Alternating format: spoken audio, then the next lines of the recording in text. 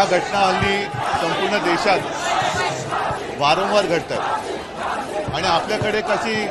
खांडणी पद्धत सुरू झालेली आहे की ठराविक राज्यातल्या ठराविक घटनांचं राजकारण केलं जातं.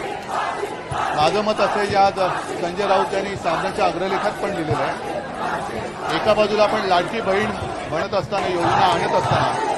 या बहिणीच नव्हे तर त्यांच्या छोट्या छोट्या मुलीसुद्धा आपल्या राज्यात असुरक्षित आहेत, त्यांच्यावरती अत्याचार होत आहेत आणि आपण कुठला तरी एखादा विषय घेऊन म्हणजे एखाद्या राज्यात झालेली घटना नाही, देशात कुठेही अशी घटना घडता कामा नये आणि या घटनेला जे कोणी गुन्हेगार जबाबदार असतील त्यांना तर लवकरात लवकर